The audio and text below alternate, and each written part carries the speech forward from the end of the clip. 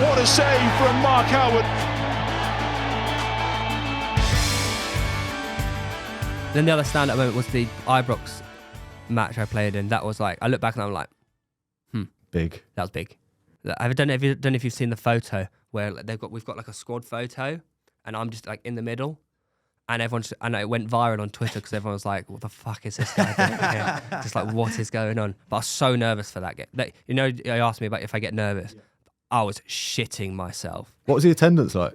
50,000 sold out Ibrox, sold out. But that wasn't what I was nervous for. No. I was like so gassed. I'm like, oh yeah, World 11, Rangers 11, this is going to be sick.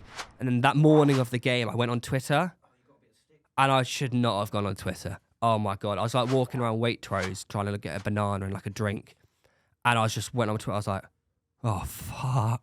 I was just getting so much hate. I tweeted like 10 years ago when I was like 16 years old. I tweeted like, go on Celtic. Oh no.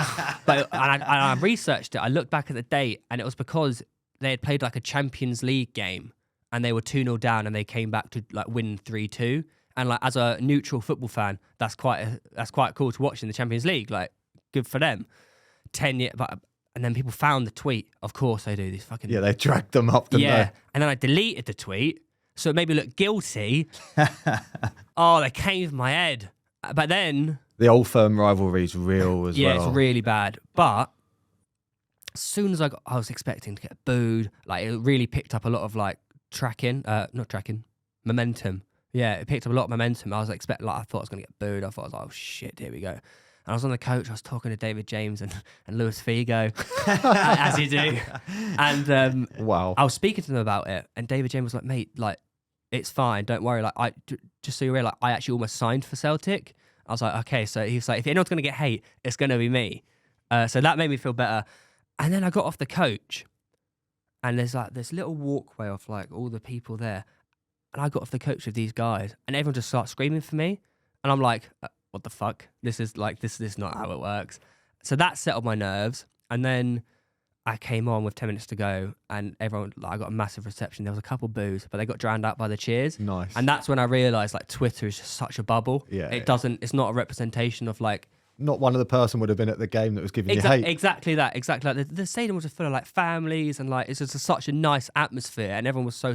And actually, when I posted the video, I've never had such positive feedback. Like, all the Rangers fans sort of, like, took me as one of their own. They were like, this is so sick what you're doing. Like, we're just so happy to see. Because I was showing like inside the change room, and they're like, this is so amazing to see. Like, this is incredible. So that's when I realized, like, okay, Twitter's actually, and Instagram, positive reception. It was just Twitter that I was like, stay off Twitter. Shock. Trolls everywhere. Horrendous. Some stadium as well, some atmosphere. Oh, mate.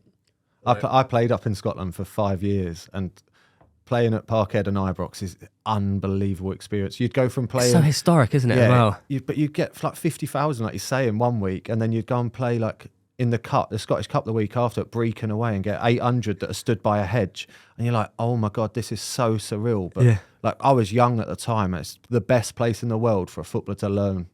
Because you experience all kinds of... Everything, every level of the English game, really. Yeah. I think it's brilliant. I think it's absolutely brilliant. And the Scottish fans as well are just so like hardcore. Passionate. Yeah, they are. I really want to go to an Old Firm game. I think that would be amazing just to experience it. I went to one. What was that like? Unbelievable. Morris Adu used to play for Stoke, American centre midfielder. He scored in the last minute to win 1-0. And the whole stadium did the bouncy. Have you seen when No. They've got this really famous song called The Bouncy, and they jump up and down. The whole stadium was shaking. It was mental. Oh. All the Celtic fans tried to leave, but they get locked in for security. Yeah. Oh, it was brilliant. It was an unbelievable just experience. Yeah, it's amazing. Just to have been to one. I remember looking around at the sun was setting, and like Gazza came on, and I remember looking around, and that's what. And I said to myself, in these moments, like, take it in, because you're not going to get this ever again. I just take it, and I just saw Gazza like walking on, like, as if like this like god had like emerged onto the pitch, and like the sun was like beaming down onto his like head. I was like, what the fuck is going on? And I will never forget that moment ever in my life. It was amazing. Best thing I've ever done. Did you actually play with him then? Did he play? Yeah, he scored. Oh. He scored. I say he scored.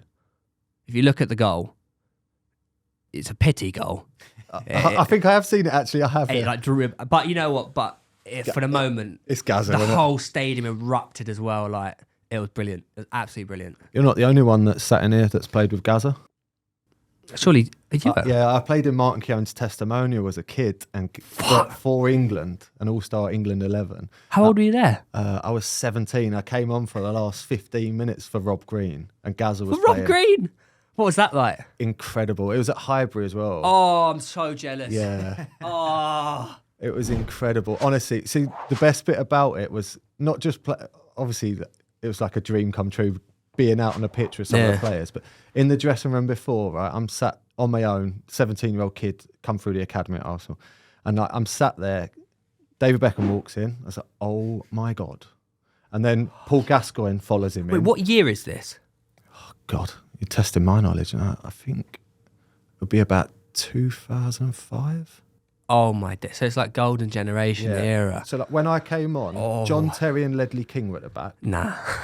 Ian Wright was up top with Sean Wright-Phillips. Paul Davis played. Gazza played. It was like ridiculous. Mate, what an experience to have at 17 as well. Sitting in the dressing room and sharing like a locker room with them lot. It was just incredible. Obviously, Martin Keown at the time, he asked me if I'd like to feature. I was like, oh my God, I was so nervous. But the kit was like 4 times too big for me. Was it? But, you know, like that was like the one moment in my career that I look back on. I was like, that really changed my path. I was like, oh my God, I have to try and make this happen now and play like this every week. That is, oh, wow. And at Highbury as well, like the tight change. David Beckham weren't even allowed to play. He walked on the pitch, took centre and walked off again because Real Madrid wouldn't let him. But he'd come over especially to do it. So like sat in the dressing room just looking at David Beckham. The best thing I remember before the game is they had a video crew come round to like do a video diary and that before vlogging and that.